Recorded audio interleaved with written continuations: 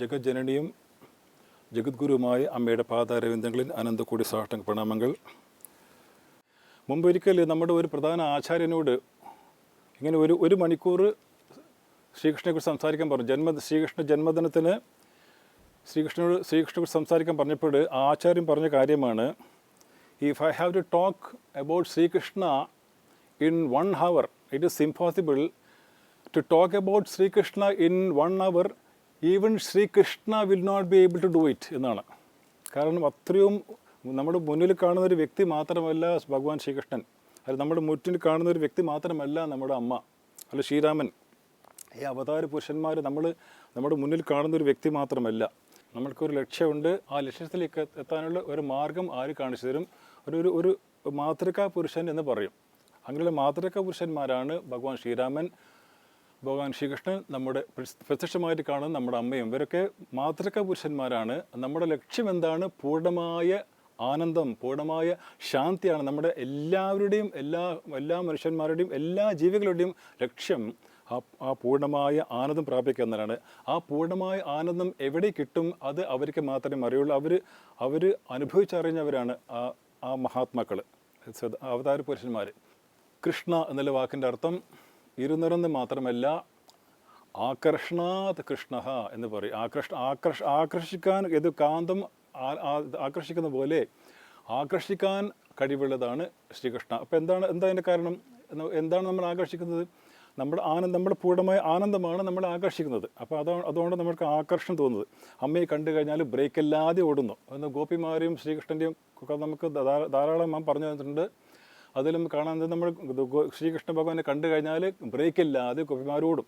അതുപോലെ ഭഗവാൻ ശ്രീരാമൻ വനവാസത്തിൽ പോയ സമയത്ത്, വനവാസത്തിൽ ഇറങ്ങിയ സമയത്ത് അയോധ്യവാസികൾ എല്ലാവരും, ദശരഥൻ രാജാവ് ഉൾപ്പെടെ എല്ലാവരും ഇറങ്ങി ഓടി. അതുപോലെ ഭഗവാൻ ശ്രീകൃഷ്ണൻ മധുരയ്ക്ക് തിരിച്ച് പോകുമ്പോൾ, ഗോകുലം വിട്ട് പോകുമ്പോൾ ബ്രേക്കില്ലാതെ ഗോപിമാരും ഗോപികന്മാരും അവരെല്ലാവരും പിറകേർന്ന് ഓടി. അതുപോലെ നമ്മുടെ അമ്മയും വിദേശത്ത് പോകുമ്പോൾ നമുക്ക് ഇതേ കാഴ്ച അമൃതപുരിയിലും കാണാം. അമ്മ വിദേശത്ത് പോകുമ്പോൾ എന്ന് മാത്രമല്ല, സ്റ്റേജിൽ വരുമ്പോഴും ചേർന്ന് ഇറങ്ങിപ്പോകുമ്പോഴും ബ്രേക്കില്ലാതെ ഇങ്ങനെ എല്ലാവരും പോകുന്നത് കാണാം. ഈ ഭഗവാൻ ശ്രീരാമനും ഭഗവാൻ ശ്രീകൃഷ്ണനും നമ്മുടെ അമ്മയ്ക്കും കോമൺ ആയിട്ടുള്ളൊരു കാര്യം ഇതാണ്: പൂർണ്ണമായ ആനന്ദം, പൂർണ്ണമായ ശാന്തി. എല്ലാ മനുഷ്യൻ്റെ എല്ലാ ദൈവിക ഗുണങ്ങളും അവർ മോതിലും പ്രത്യക്ഷമായിട്ട് കാണാൻ സാധിക്കും. അതാണ് ഭഗവാന്റെ ജന്മാഷ്ടമി അത് ആഘോഷിക്കുമ്പോൾ, അതുപോലെ അത് കഴിഞ്ഞാൽ അമ്മയുടെ ജന്മദിനം ആഘോഷിക്കുമ്പോൾ, അതുപോലെ രാമനവമി ആഘോഷിക്കുമ്പോൾ നമ്മുടെ ഹൃദയം ഒരു അയോധ്യ ആയി തീരണം. എന്നാൽ മാത്രമേ ഈ ഭഗവാന്റെ ജന്മദിന ആഘോഷം പൂർണ്ണമാകുകയുള്ളൂ, അമ്മയ്ക്ക് സന്തോഷം ഉണ്ടാവുള്ളൂ. അതുപോലെ നമ്മുടെ ഹൃദയം ഒരു ഗോകുലമായി തീർന്നാൽ മാത്രമേ യഥാർത്ഥത്തിൽ നമ്മൾ ജന്മാഷ്ടമി ആഘോഷിക്കുന്നുള്ളൂ. അതുപോലെ നമ്മുടെ ഹൃദയം ഒരു അമൃതപുരിയായി മാറിയാൽ മാത്രമേ നമ്മൾ യഥാർത്ഥത്തിൽ അമ്മയുടെ ജന്മദിനം ആഘോഷിക്കുന്നുള്ളൂ. അപ്പോൾ ശ്രീരാമൻ നമ്മുടെ ഹൃദയത്തിൽ ജനിക്കണം, ശ്രീകൃഷ്ണ ഭഗവാൻ നമ്മുടെ ഹൃദയത്തിൽ ജനിക്കണം. അതുപോലെ നമ്മളെല്ലാമായ അമ്മയും നമ്മുടെ ഹൃദയത്തിൽ ഇവിടെ ജനിച്ചാലുമാണ്. അതാണ് യഥാർത്ഥ ജന്മദിനം എന്ന് പറയാം. ഒരു ഉദാഹരണം പറയാം, ശ്രദ്ധിച്ചു കേട്ടാൽ. വസുദേവൻ നദിയിലേക്ക് ഇറങ്ങി, യമുനാ നദിയിൽ ഇറങ്ങി. വസുദേവൻ്റെ തലയിൽ ഒരു കൊട്ടയുണ്ട്. ആ കൊട്ടയിൽ കൊച്ചു ശിശുവുണ്ട്. ഭഗവാൻ കൊച്ചു ശിശു കൊട്ടയിലെങ്ങനെ ഇത് കിടക്കുകയാണ്.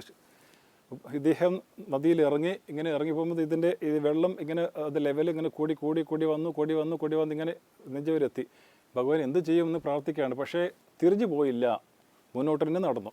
അവസാനം നെഞ്ച് വരെ എത്തി, അവസാനം ഇങ്ങനെ കഴുത്ത് വരെ എത്തി, അവസാനം മൂക്ക് ഇവിടെ വരെ വെള്ളം എത്തിക്കഴിഞ്ഞു. ഭഗവാനേ എന്ന് പറഞ്ഞ് പിന്നോട്ട് നടന്നു. മൂക്ക് ഏകദേശം ഇവിടെ എത്തിയപ്പോൾ ഭഗവാന്റെ ആ പിഞ്ച് പാദം അതിൻ്റെ കൊട്ടയുടെ പുറത്തെടുത്ത് ഒന്നിങ്ങനെ അതിനെ സ്പർശിച്ചു. ആ സ്പർശനം കിട്ടാൻ വേണ്ടിയാണ് യമുനാ നദി ചെയ്തതാണിത്. യമുനാ നദി ഇവിടെ വന്ന് ഭഗവാന്റെ സ്പർശിച്ച് ഭഗവാന്റെ പാദം വെള്ളം സ്പർശിച്ച ഉടനെ പിന്നെ അതിനപ്പുറം പോയില്ല. അതിനപ്പുറം ആ വെള്ളത്തിൻ്റെ ലെവൽ പൊങ്ങിയില്ല. പിന്നെ ഇത്രയും ലെവലോടുകൂടി അങ്ങനെ വാസുദേവൻ അക്കരെ എത്തിക്കഴിഞ്ഞു. ഇതിൻ്റെ ഒരു നല്ലൊരു പാഠം അതിൻ്റെ സിംബോളിസം ഇങ്ങനെയാണ്. മനുഷ്യന്മാർ തന്നെ പറയാറുണ്ട്, ഇത് the neck deep in problems. I am nose deep in problems. I am nose deep in problems. എൻ്റെ മൂക്ക് വരെ ഇങ്ങനെ എത്തിയിരിക്കുകയാണ് പ്രശ്നങ്ങൾ. എൻ്റെ പ്രശ്നങ്ങൾ മാത്രമേ ഉള്ളൂ. ഇത്രയും പേര് ഇരിക്കുകയാണ്. I am nose deep in problems. പക്ഷേ ഞാൻ എൻ്റെ ഭഗവാന്റെ സ്മരണ എന്നിൽ എൻ്റെ മനസ്സിൽ എപ്പോഴും ഭഗവാനുണ്ട്. ആ ഭഗവാന്റെ സ്മരണ ഉണ്ടെങ്കിൽ you will not get drowned. നമുക്ക് പ്രശ്നങ്ങളുണ്ടാവും.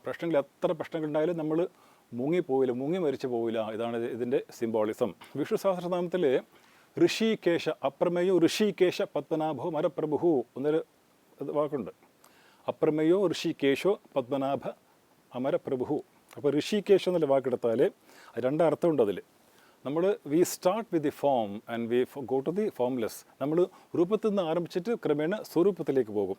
രൂപം നമ്മുടെ മുന്നിൽ കാണുന്ന അമ്മ, ക്രമേണ ആ സ്വരൂപത്തിൽ നമ്മൾ സ്വരൂപത്തിലേക്ക് പോകുകയാണ്. അപ്പം എങ്ങനെ ഇവിടെ കാണാം, ഋഷികേശ എന്നുള്ള അതിന് രണ്ടർത്ഥമുണ്ട്. ഒരർത്ഥം ഋഷികേശ എന്ന് പറഞ്ഞാൽ ഋഷികേശ നല്ല മുടി, നല്ല ഭംഗിയുള്ള മുടിയുള്ളവന്, ഭഗവാന്റെ മുടി നല്ല ചുരുള മുടി ഇങ്ങനെ ഇതിലിങ്ങനെ റെസ്റ്റിംഗ് ഓൺ ദ ഷോൾഡേഴ്സ്. ഇതാണ് ഋഷികേശ. അത് രൂപം. ഇനി എങ്ങനെ രൂപത്തിന് സ്വരൂപത്തിലേക്ക് പോകും? ഋഷികേശ എന്നുള്ള വാക്ക് അതേ അർത്ഥം ഋഷിക ഈശ. ഋഷിക എന്ന് പറഞ്ഞാൽ നമ്മളെ ഇന്ദ്രിയങ്ങൾ. അതാണ് ഋഷിക. അതിൻ്റെ ഈശ അതിനെ നിയന്ത്രിക്കുന്നവൻ, നമ്മളെല്ലാ ഇന്ദ്രിയങ്ങളെയും നിയന്ത്രിക്കുന്നവൻ. അതാണ് ഋഷിക ഈശ. അപ്പോൾ അത് ഭഗവാന്റെ സ്വരൂപമായി. സ്വരൂപം എന്ന് പറയുമ്പോൾ നമ്മുടെ ഭഗവാൻ നമ്മളെ അകത്തായി. അപ്പോൾ നമ്മുടെ അമ്മ, അതേപോലെ നമ്മുടെ അമ്മ മുന്നിലുണ്ട്, അതേ അമ്മ നമ്മളെ അകത്തുണ്ട്. അപ്പോൾ നമ്മുടെ മുന്നിൽ കാണുന്ന അമ്മ, അമ്മയെ കാണുമ്പോൾ നമ്മൾ അമ്മയെ കാണുന്നുണ്ട്. ആ കാണുന്ന ആരുടെ ശക്തി കൊണ്ട് എൻ്റെ കണ്ണിന് കാണാൻ സാധിക്കുന്നത്? ആരുടെ ശക്തി കൊണ്ടാണ് ഞാൻ അമ്മ പറയുന്ന കാര്യങ്ങൾ കേൾക്കാൻ സാധിക്കുന്നത്? ആരെ ശക്തി കൊണ്ടാണ് അമ്മ പറയുന്ന കാര്യങ്ങൾ മനസ്സിലാക്കാൻ സാധിക്കുന്നത്? ഞാനത് എഴുതിയെടുക്കണമെങ്കിൽ ആരുടെ ശക്തി കൊണ്ടാണ് എനിക്ക് എഴുതിയെടുക്കാൻ സാധിക്കുന്നത്? ഇതെല്ലാം അമ്മയുടെ ശക്തിയല്ലേ? അപ്പോൾ അമ്മ എൻ്റെ മുന്നിൽ മാത്രമല്ല, എൻ്റെ അകത്തുണ്ട്. നമ്മൾക്ക് അമ്മയെ പ്രത്യക്ഷമായിട്ട് കാണാൻ സാധിച്ചില്ലെങ്കിലും നേരത്തെ പറഞ്ഞതുപോലെ നമുക്ക് അമ്മ എപ്പോഴും നമ്മൾ എല്ലാവരും ഹൃദയത്തിലുണ്ട്. നമ്മളെ ഹൃദയം ഒരു അമൃതപുരിയായി തീരട്ടെ, നമ്മുടെ ഹൃദയം ഒരു ഗോകുലമായി തീരട്ടെ. ഭഗവാൻ ശ്രീകൃഷ്ണനും അമ്മയും നമ്മളെല്ലാവരും നമ്മൾ ലക്ഷ്യത്തിലേക്ക് എത്തിക്കട്ടെ എന്നതിൽ പ്രാർത്ഥിച്ചുകൊണ്ട് ഞാൻ അമ്മയുടെ ഈ വാക്കുകൾ അമ്മയുടെ പാദങ്ങളിൽ സമർപ്പിക്കുന്നു. അമൃതേശ്വരി നമഃ.